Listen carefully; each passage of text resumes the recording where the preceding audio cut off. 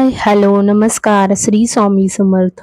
मी ज्योत्स्ना तुमचं आजच्या या नवीन व्लॉगमध्ये मनापासून स्वागत करते. सगळ्यांना शुभ सकाळ. सकाळी-सकाळी इथं पूजा वगैरे जी आहे झालेली आहे, आरती वगैरे पण करून झालेली आहे पूर्ण आणि फ्रेश वाटतंय आज छान असं. तर दिवा पण लावला गेलाय दाराला आणि रांगोळी आहे तीच आहे कारण रांगोळी जर एकदम छान राहिली, व्यवस्थित राहिली तर मग मी तिला पुसत नाही. तीच कंटिन्यू पुढं करत असते आणि त्यानंतर ना मी बाहेर निघाले होते. भाजी वगैरे केली मी आणि त्यानंतर मग मी लगेच निघाले कारण भाजी केल्या आणि उशीर झाला असता जर पुढे स्वयंपाक केला असता, जेवण केलं असतं, तर मला यायचं होतं नॉबल हॉस्पिटलला जायचं होतं. का जायचं होतं ते मी पुढे तुम्हाला सांगेलच. तर त्यानंतर ना तिकडनं यायला मला बराच उशीर झाला. जवळ मला 1 वाजला असेल घरी यायला कारण मी सकाळी पूजा केली, घरातलं आवरलं बाकी आणि भाजी केली आणि बाकी काही न करता डायरेक्ट हॉस्पिटलला गेली. आणि मी आज रोहितला सकाळी टिफिनला अप्पे करून दिले होते. रव्याचे जे अप्पे असतात ना, ते बनवले होते, डाळीचे नव्हते. तर तेच अप्पे मी मिस्टरांना नाश्त्याला पण दिले होते. त्यांनी नाश्ता वगैरे केला होता, पण मी काही केला नव्हता कारण उशीर झाला असता, सगळं जर आवरून गेले असते तर. म्हणून मग नाश्ता न करताच गेले आणि तिकडनं आल्यावर खूप भूक लागली होती. 1 वाजला होता. म्हटलं चला पहिले जेवण वगैरे आहे ते करून घेऊ आणि आल्या ना मी भाजी तर करून गेली होती आणि पोळ्या करायला ना खरं सांगू तर खूप वेळ लागतो. म्हणून मग मी पटकन भाकरीच करायला घेतल्या. म्हटलं हे सोपं राहील, पटकन भाकरी होईल. तर भाकरीच करायला घेतल्या आणि इकडं मी करत होते तेवढ्यात मिस्टरांना वाढून दिलं होतं कारण त्यांना लगेच त्यांचं ऑफिस पण होतं. आज लकीली घरून होतं म्हणून मग काही घाई नव्हती. पण त्यांना ऑफिसला बसले की एकदाचे कॉल सुरू झाले की मग तो पूर्ण वेळ तो त्यांचा त्यांच्यातच जात असतो. म्हणून मग मी जसं एक भाकरी उतरली तसं त्यांना जेवायला वाढलं आणि इकडं बाकीचं करून घेत होती. तर मी नोबेल हॉस्पिटलला गेले होते. कारण असं होतं की माझ्या काकांचा जो मुलगा आहे, माझा भाऊ, तर त्याला ॲडमिट केलेलं होतं दवाखान्यात. तो आजारी होता म्हणून मग मी त्याला बघण्यासाठी म्हणून तिथं गेलेले होते हॉस्पिटलला आणि खरं आदल्या दिवशीच झालं होतं हे, पण मला आदल्या दिवशी जाता आलं नाही कारण मी स्वतः त्या दिवशी आजारी होते. मला सर्दी वगैरे होती आणि अशा ह्याच्यात हॉस्पिटलला जाणं योग्य पण मला वाटलं नाही आणि त्यांनी अलाऊ पण केलं नसतं. तर म्हणून मग मी त्या दिवशी न जाता आणि मिस्टर पण घरी नव्हते, ते ऑफिसला गेलेले होते. तर म्हटलं दुसऱ्या दिवशी मी ठरवलं की सकाळीच जाऊन येईल आणि मी आठवणीनं मिस्टरांना सांगितलं की उद्या घरीच राहा, उद्या घरूनच काम करा म्हणजे आपल्याला दवाखान्यात जाता येईल आणि तिकडनं आल्यावर मग तुम्हाला घरी निवांत करता येईल, घाई होणार नाही. तर मग तिथं गेलेले होते आणि भेटले वगैरे बोलले. तर असं झालंय की त्याला अचानक म्हणजे काहीही आजकाल असं झालंय की आपल्याला काहीही नसतं, सिम्प्टम्स वगैरे आपल्याला काही नसतं. आपण एकदम छान असतो आणि अचानक काहीतरी असं घडतं की आपण हलून जातो आणि असंच त्याच्याबरोबर पण झालं. त्याला आधी काहीही त्रास नव्हता, एकदम ओके होता आणि अचानक त्याला असं वाटलं की ॲसिडिटी वगैरे झाली आहे. ॲसिडिटीचा त्रास झालाय, अपचन झालंय, डोकं दुखत होतं आणि जेव्हा आपल्याला पित्त होतं, ॲसिडिटी होतं, तर उलटी पण होते. तर ते समजूनच चालू होतं आणि अचानक त्याला चक्कर येऊन तो जागीच बसला. तर मग त्यानंतर दवाखान्यात नेलं आणि निदान कळलं, की त्याला मेंदूमध्ये जे आहे ते ब्लॉक आहे. तर त्यामुळे जरा त्याला आय-सी-यूत ॲडमिट केलेलं होतं. तर मग असं सगळं आहे. तर फार असं एकदम वाईट वाटतं असं ऐकलं की आणि खूप भीती वाटते आणि दवाखाना देवा कृपे करून कोणालाही त्याची पायरी चढायला नको असं मला तरी वाटतं. पण आता जे आहे त्याला पण सामोरं जावं लागतं. तर असं सगळं झालेलं होतं म्हणून मग मी आज सकाळीच भाजी केली आणि तशीच गेले आणि तिकडनं आल्यावर मग वेळ झाला होता तर म्हटलं चला स्वयंपाक पण करू. मिस्टरांना मी आधीच तर वाढून दिलेलं होतं. आणि मी आता जे आहे अप्पे बनवले होते रोहितला टिफिनला. तर मग तेच मी बनवून घेत होती कारण मला अप्पे आवडतात आणि मी त्याचं जे आहे ते जास्त करून ठेवलेलं होतं. आणि मला तरी वाटतं की 2025 जे आहे ना, ते फार असं विचित्रच चालू आहे काहीतरी. कारण जगामध्ये बऱ्याच ठिकाणी अशा घटना घडतायत की त्या ऐकूनच फार भीती वाटते. तर मी मागेही म्हटलं होतं, आता असं वाटतं की बाहेर जायलाच नको. भीती वाटते फार. पाणी पावसाचं जरी असलं तरी पण आजकाल काय होईल, माणूस फिरायला गेला आणि सुखरूप घरी येईल हे नाहीच आहे. तर आत्ताची कालचीच घटना आहे. उत्तर काशी साईडला बद्रीनाथ वगैरे तिथं ढगफुटी झाली आणि अचानक सगळे जे घरं होती ती अशी पत्त्यांच्या बंगल्यांसारखी कोसळली अचानक. ते व्हिडिओ बघितला आणि एकदम भयंकर असं झालं. म्हणजे आजकाल मागे एरोप्लेनची घटना झाली, परत ही ढगफुटीची झाली. म्हणजे अशा एका पाठोपाठ एक गोष्टी ज्या आहेत त्या ऐकायलाच येतायत. तर असं वाटतं की आम्ही दरवर्षी जे आहे फिरायला जात असतो डिसेंबर महिन्यामध्ये, दिवाळीच्या सुट्ट्यांमध्ये. 1 वर्षातनं एकदा बाहेर ट्रिप हवी असं वाटतं. पण ह्या ज्या घटना ऐकल्यात ना, त्यानंतर असं वाटतं की 2025 मध्ये तरी आपण कुठेही जायला नको. घरीच राहायचं आणि घरीच एन्जॉय करायचं. असो. तर आप्पे वगैरे करून झाले होते आणि मिस्टरांचं पण जेवण इथं सुरू होतं. संध्याकाळ झालेली आहे, 6:45 वाजलेत आणि जेवण वगैरे झालं. जेवण वगैरे केलं, बाकी भांडी वगैरे आवरली आणि असं झालं की म्हणजे जितका जास्त विचार आपण करतो ना, तर त्या विचारांनी जास्त थकायला होतं. तर बसले बसले मिस्टरांशी गप्पा वगैरे चालू होता. कारण इकडचं तिकडचं असं असतंच, ज्या घटना घडत असतात ना त्यामुळे त्यावरच चर्चा जी आहे ती आमची सुरू असते. तर गप्पा वगैरे मारल्या, कामं वगैरे झाली आणि मी म्हणजे मी कधीतरी झोपते. मी नेहमीसारखी असं झोपत नाही दुपारची. कधीतरी फार थकलेली असली तरच झोपते आणि आज माहीत नाही आले बेडरूममध्ये बसले. मिस्टरांचं ते पुढच्या बेडवर होते, त्यांचं ऑफिस पुढं सुरू होतं. तर मग मी मागे येऊन बसले आणि असं अचानक झोप आली. म्हणजे डोळे असे लागायला लागले आणि मी झोपले आणि जवळजवळ 2 तास झोपले मी. मी इतकं कधीच झोपत नाही आणि इतकी झोप दुपारची तर लागत पण नाही. मी मोबाईल वगैरे बघत बसते किंवा काही कामं असली एक्स्ट्राची तर ती करत असते, पण झोपत नाही. पण आज ना झोप आली आणि इतकी गाढ झोप आली तर मी 2 तास झोपले आज. आणि त्यानंतर उठले, फ्रेश वगैरे झाली, चहा वगैरे पिली. पण असं असतं ना, दुपारी उलट झोपल्याने ना फार आळस जास्त येतो आणि थकायला जास्त होतं, असं मला तरी होतं. तर उलट असं वाटलं की का झोपले आणि कशासाठी झोपले तर 10 मिनटं झोपले असते तर बरं झालं असतं किंवा अर्धा तास. 2 तास झोपल्यामुळे ना जास्त असं गळती आली अंगाला, थकल्यासारखं होतं जास्त. असो. आणि मागचे 2-3 दिवस झाले तर सारखं झोपणं चालूच आहे. सर्दी वगैरे होती आणि गोळी वगैरे घेत होती. तर मी 2 दिवस जे आहे सोमवार मंगळवार झोपूनच काढला होता आणि आज पण माहीत नाही मला, आज तर गोळी वगैरे असं काही नाही, आज बरं आहे. कालपासून थोडं बरं वाटायला लागलं तर बरी आहे. पण तरी पण माहीत नाही, आज अचानक झोप आले आणि झोपले. तर आता संध्याकाळचे 7 वाजलेत. सगळं तर आवरलेलं आहे. संध्याकाळची झाडझूड झाली, तयारी पण करून झाली आहे, फ्रेश झाली आहे. तर दिवा वगैरे लावते आता. आणि आता प्रश्न आहे की रात्री काय करायचं. सकाळी तर खरं उशिरा जेवण झाले, आम्ही एवढ्या उशिरा जेवण करत नाही. आमचं जेवण 11पर्यंत होऊनच जातं नेहमी. पण आज उशीर झाला होता. 1-1:30 वाजता आम्ही जेवलो आहे. त्यामुळे आज अशी भूक पण नाही आहे. पण बघू, थोडंफार जे आहे ते करावंच लागेल. खरं सकाळची भाजी आणि थोडीशी भाकरी पण उरलेली, पण रोहित ते खाणार नाही आणि तेवढ्यात होणार पण नाही. तर असा विचार चालू आहे खिचडी करू, पण खिचडी पण ना मिस्टरांना आवडत नाही. हा मोठा प्रॉब्लेम आहे. म्हणजे असं आहे, करते मी खिचडी पण ती ज्या दिवशी असं थकली आहे किंवा नाईलाज आहे, काही नाहीच आहे, त्या दिवशी करते. पण इतर दिवशी ना भाजी पोळीच लागते आम्हाला. तर विचार तरी चालू, विचारून बघते की खिचडी करते. हो म्हटले तर खिचडी करेल, नाहीतर मग बघू काय करायचं. खरं ना, जर स्वच्छ किचन ओटा असला, क्लीन वगैरे सगळं असलं ना, असं वाटतं ना ते तसंच राहावं. अजिबात त्यावर काही करायची इच्छा नसते. असो, करावं तर लागेलच. विचारते काय करू. खिचडी म्हटले, हो म्हटले तर करते.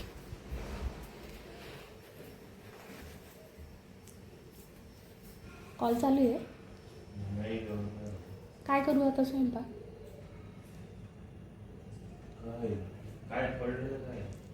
भाजी आहे थोडीशी आणि भाकर आहे. काय करू? हो, खिचडी करू. हां करू या ना मग. खिचडीच करते.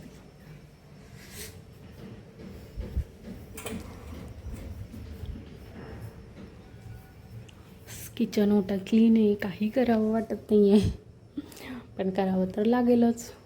आधी दिवाबत्ती करून घेते. दिवाबत्ती करायची राहिली आहे. वाजलेत संध्याकाळची 7.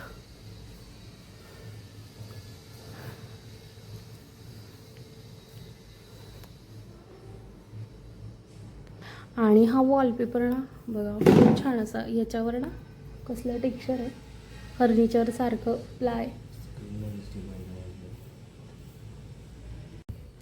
तर प्लाय येतं फर्निचरला कसं असतं तसं टेक्स्चर आहे. त्यामुळे ना असं वाटतं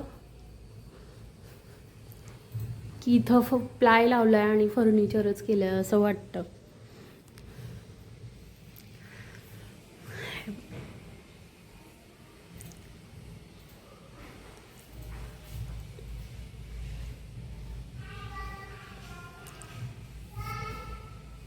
आणि संध्याकाळ झाली आहे, असं छान असं वातावरण झालंय.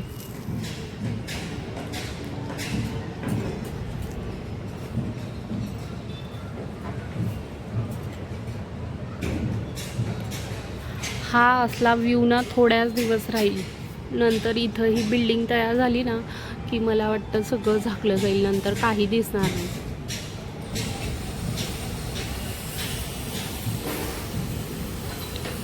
एखाद वर्ष 1-2 वर्ष त्यानंतर व्ह्यू दिसणार नाही अजिबात.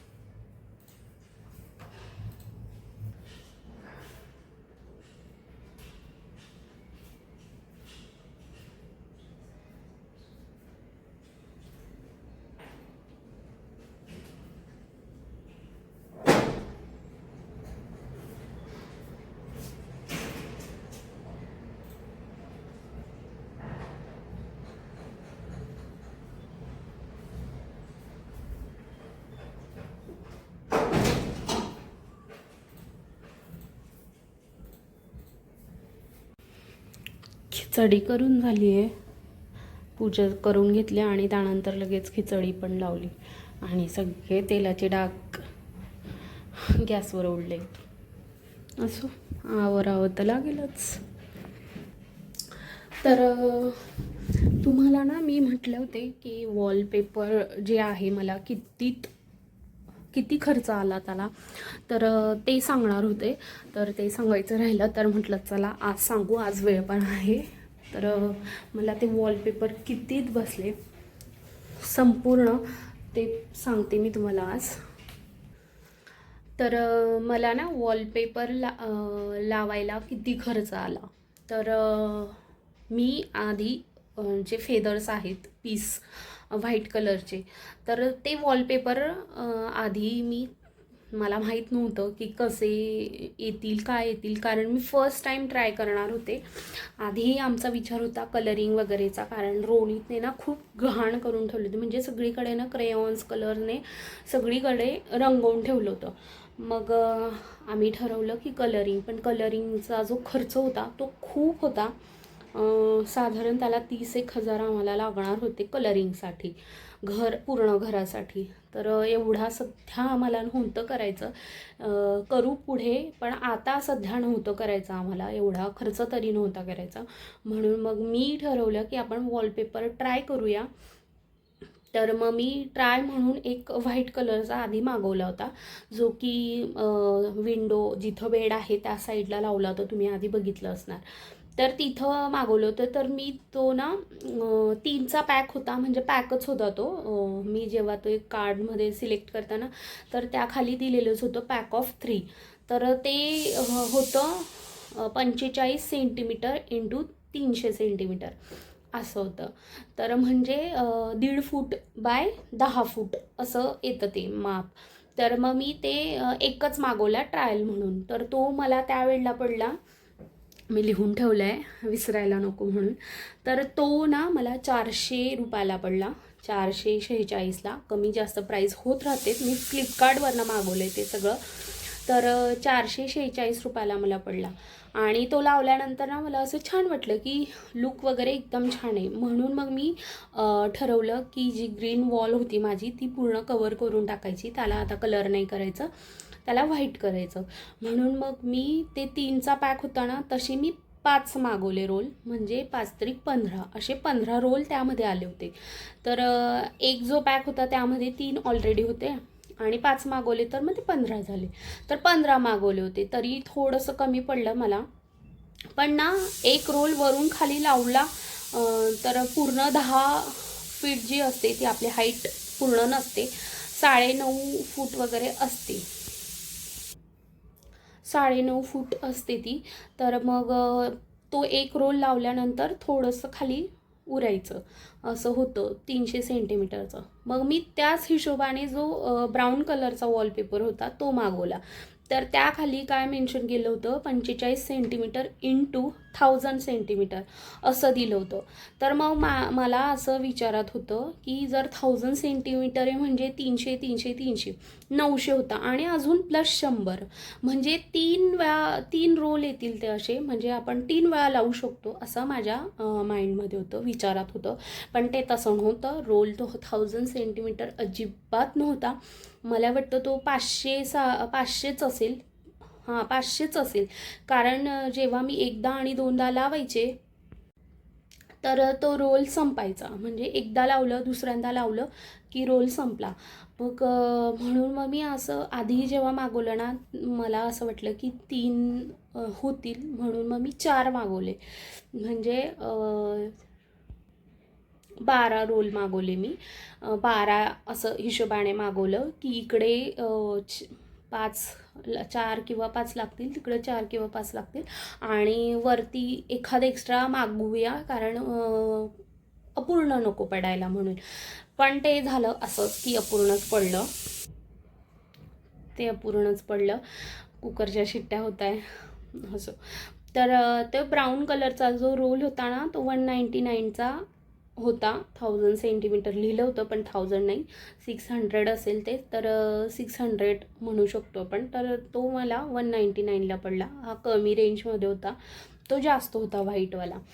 तर मी ते 4 मागवले तर ते मला पडले 900 रुपयाला पडले ते ब्राऊन कलरचे 4 रोल. तर ते मला 900 रुपयाला पडले आणि हे 15 आणि ते असे मला 2100 रुपयाला जे 15 रोल मागवले होते ते मला 2150 रुपयाला पडले आणि आधी मागवले होते ते 450 रुपयाला पडलं. तर असं सगळं आहे. आणि ब्राऊन कलरचा जो होता आधी मी मागवले होते 4 आणि त्यानंतर परत एक मागवला होता, कारण इकडच्या साईडला पण वरच्या साईडला थोडं राहिलं होतं आणि इकडच्या साईडला पण वरती राहिलं होतं. तर मी तो एक रोल मागवला, तर तो 199ला पडला. तर असा जो टोटल खर्च आहे मला तो आला आहे 3700 रुपये आला आहे मला. 3700 रुपये टोटल खर्च पूर्ण हॉलला जो आहे तो लागला आहे मला. तर असं सगळं आहे वॉलपेपरचं. मला एकाने विचारलं होतं की वॉलपेपरला कितीला आले किंवा काय खर्च. तर त्यावेळेला ना मी असं की पूर्ण होऊ देऊत आणि मग तुम्हाला सांगू की किती झालं आहे, काय झालं आहे आणि किती लागणार आहे हे पण मला माहीत नव्हतं. तर असं सगळं आहे. टोटल मला 3700 रुपये एका हॉलला खर्च लागला आहे. तर असं आहे. आणि लूक वगैरे तुम्ही बघितलंच असाल कसं वाटतं आहे. ब्राऊन कलरचं जे आहे ते पूर्ण फर्निचर टाईप वाटतं आहे, त्यामुळे ठीक आहे, छान वाटतं आहे. आणि 3700 रुपये कलरिंग करायला गेलो आपण तर आपल्याला खर्च हा लागलाच असता भरपूर. आणि त्यानंतर पण गॅरंटी नाही की तो तसाच राहील वर्षभर किंवा छानच राहील. येता जाता धक्का लागलं की असं निघतं, जसं माझं इथे निघालं आहे. हे बघा, हे असे ठोके लागून असं खराब होतंच. तर वॉलपेपर लावलं तर काय वाईट आहे. तर असं सगळं आहे. तर तुम्हाला आजचा व्लॉग जो आहे तो कसा वाटला नक्की कमेंट करून सांगा. लाईक, शेअर, सबस्क्राईब करायला विसरू नका. बाय.